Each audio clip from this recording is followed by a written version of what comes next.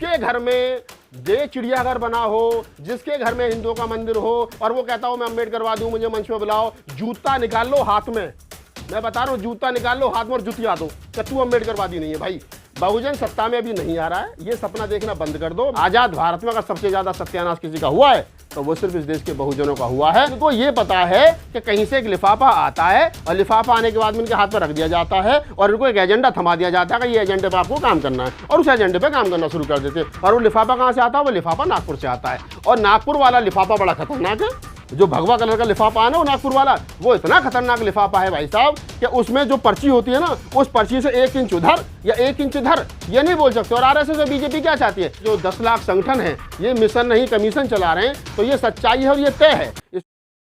इसलिए हिंदुओं का कोई भी एक संगठन हो वो बीजेपी के लिए काम करता है, तो उनके अंदर कम्युनिकेशन है, बातचीत होती है लगातार। ऐसा नहीं है कि यहाँ कोई भी जो बहुजनों की पार्टी, चाहे वो बीएसपी है, चाहे वो सपा है, चाहे आरजेडी है, चाहे जेडीयू है, जो भी राजनीतिक पार्टी है, चाहे महाराष्ट्र के बहुत सारे राजनीतिक दल हैं, वो सामाजिक संगठनों से मतलब ही नहीं रखते हैं। और वो मतलब इसलिए नहीं रखते कि उनको लगता है यार ये नेता बन जाएगा तो हमारी कुर्सी छिन जाएगी। तो ये कहीं ना कहीं जो गड़बड़ बीच में हो रही है, इसके लिए सामाजिक जो आंदोलन करने वाले लोग, जो संगठन है, वो जिम्मेदार नहीं। मैं समझता हूँ राजनीतिक पार्टी को बड़ा दिल दिखाना चाहिए और उनको तमाम लोगों को साथ में लेकर के चलना चाहिए, और अगर वो चलेंगे तो इसके रिजल्ट पॉजिटिव आएंगे।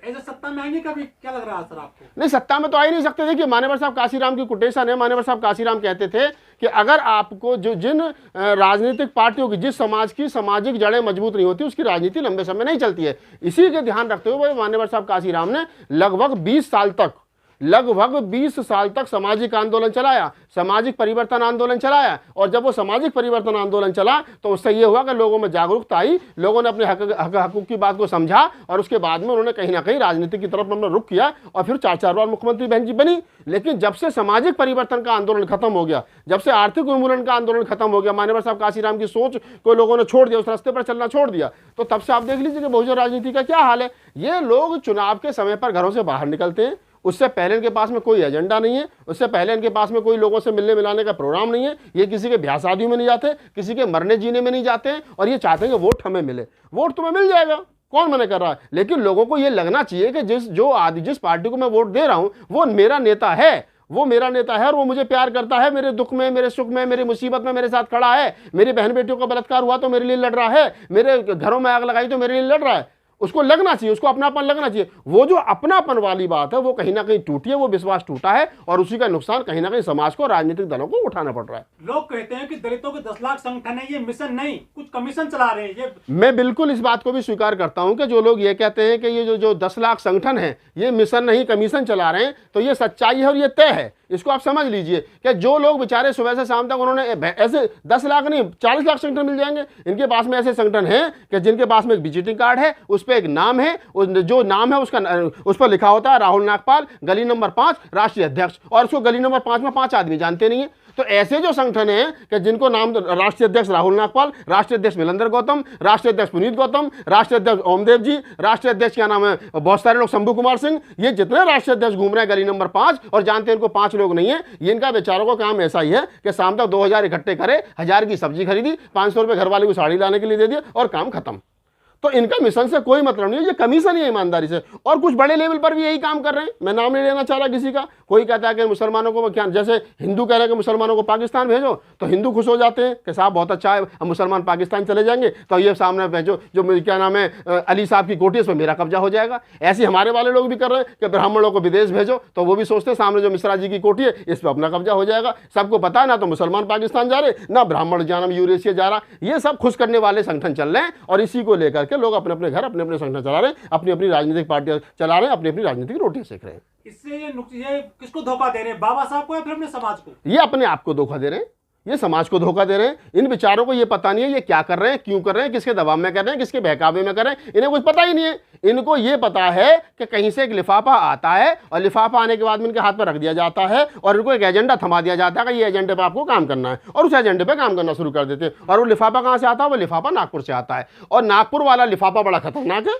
जो भगवा कलर का लिफाफा है ना वो नागपुर वाला, वो इतना खतरनाक लिफाफा है भाई साहब कि उसमें जो पर्ची होती है ना, उस पर्ची से 1 इंच उधर या 1 इंच इधर ये नहीं बोल सकते। और आरएसएस और बीजेपी क्या चाहती है? आरएसएस और बीजेपी ये चाहती है कि हमें खूब गाली दो, खूब ब्राह्मणवाद को कोसो, सब कुछ करो, हमारी बेटियों से शादी कर लो, कोई दिक्कत नहीं है। लेकिन इस देश के संसाधनों पे, इस देश के प्राकृतिक संसाधनों में, इस देश की सत्ता पे, इस देश के जुडिशरी पे हमें बने रहने दीजिए। तुम जो चाहिए तुम ले लो, लेकिन देश हमें छोड़ दो। तो क्या है, उसी का फल है कि आज लोग एक दूसरे को गाली बक रहे हैं। आज हम एक समय था कि मान्यवर साहब काशीराम कहते थे कि आज मैं साइकिल से चलता हूं, मुझे कोई दुख नहीं है, लेकिन जिस समय हमारी सरकार बनेगी, हमारे पास संसाधन होंगे, तो मूवमेंट को तेजी के साथ चलाएंगे जब हमारे पास पैसा होगा। आज हमारे पास पैसा है लेकिन मूवमेंट नहीं चल रहा, क्योंकि पैसा ज्यादा है। और जब ज्यादा पैसा है तो डर रहता है कि ईडी छापा ना मार दे, सीबीआई छापा ना मार दे, मोदी जी के यहां से कोई फोन ना आ जाए, आरएसएस वाले ना कह दे ज्यादा फुदक रहे, जरा इन्हें रोको।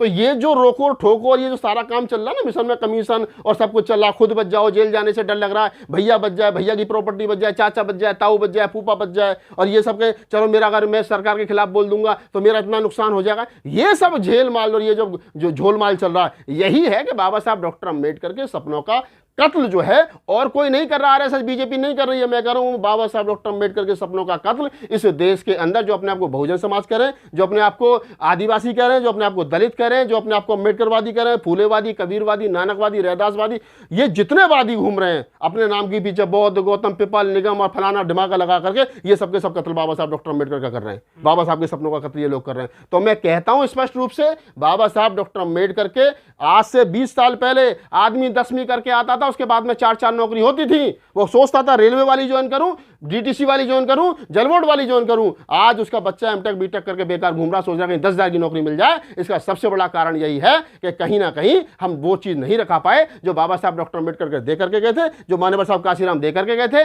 जो इस देश के बहुजन समाज के 2500 साल के पुरखे दे करके गए थे, वो हम नहीं दे पाए। आजाद भारत में अगर सबसे ज्यादा सत्यानाश किसी का हुआ है तो वो सिर्फ इस देश के बहुजनों का हुआ है। मान्यवर साहब काशीराम कहते थे 21वीं सदी हमारी है, लेकिन मैं कह रहा हूं 21वीं सदी तुम्हारी कहां है? तुम्हारी बहन बेटियों के बलात्कार हो रहे हैं, तुम्हारे घरों में आग लगाई जा रही है, कभी मुसलमानों की चूड़ी टाइट की जाती है, अब मुसलमानों की चूड़ी टाइट के नंबर खत्म हो गए तो किसानों की चूड़ी टाइट की गई, अब पहलवान लड़कियों की चूड़ी टाइट कर दी गई।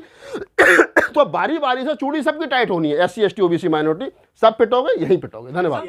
वो एक संगठन बनाता है बाबा साहब के नाम पर, दलितों के नाम पर, वो फिर जो है वो मिशन चलाता है बाबा साहब के नाम पर।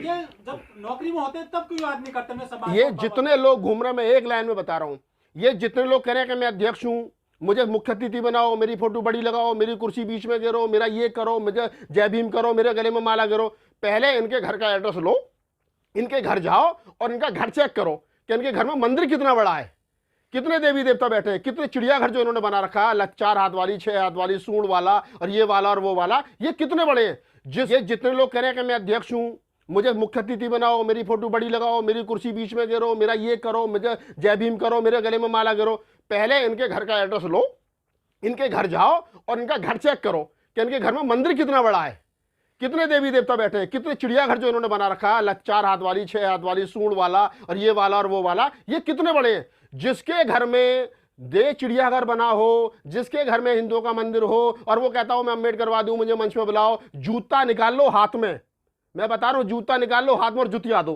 कि तू अम्बेडकरवादी नहीं है भाई, तू हमें धोखा मत दे। तेरे जैसे बहुत बेरुपये घूम रहे हैं चेहरे पे चेहरा लगा करके, ये सबके सब नकली हैं जो हाथों में अंगूठी और गले में घंटी और माला पहन करके घूम रहे और कह रहे हैं अम्बेडकरवादी हूं, मुख्य अतिथि बनाओ। इनको मंचों के आसपास मत भटकने दो, मेरी गारंटी है। इनको पहले रोको। ये जो दूध में नींबू का काम कर रहे हैं, फाड़ने का काम कर रहे हैं, ये बेड़ा गर्क कर रहे हैं, इन्हें रोको पहले। सर एक पार्टी और आ गई है फील्ड में पूरी तरह से, ये तो वोट बट जाएगा बहुजनों का, तो कैसे सत्ता में आएंगे ये? बहुजन सत्ता में अभी नहीं आ रहा है, ये सपना देखना बंद कर दो। मैं कह रहा हूं बहुजन सत्ता में कब आएगा उसे छोड़ो, क्योंकि वो मान्यवर साहब काशीराम का एक रास्ता था जो लोगों ने छोड़ दिया, लौट करके उसी रास्ते पर आना पड़ेगा। अब ये देख लो कि जो आने वाली सरकार है उसमें तुम्हारी भागीदारी कैसे होगी, ये दलित, बहुजन, SC ST OBC मुसलमान पिटरे से कैसे बच सकता है, और सारे मिलकर के उस लाठी को तोड़ दो जो तुम्हारी कमर पर भारी भारी पट रही है। आपने कहा चूड़ी टाइट करने की बात, अभी हाल ही में हरियाणा के अलग अलग जगहों पर हिंसा हुई है, और जिसमें आप बाखूबी जानते हैं कि नाम बदले हुए भले, लेकिन यादव समाज के लोग भी हैं और समाज के लोग भी हैं, तो वो कैसे सही रास्ते पर आएंगे? ये कहो कि उस हिंसा से दूर रहेंगे। देखिए,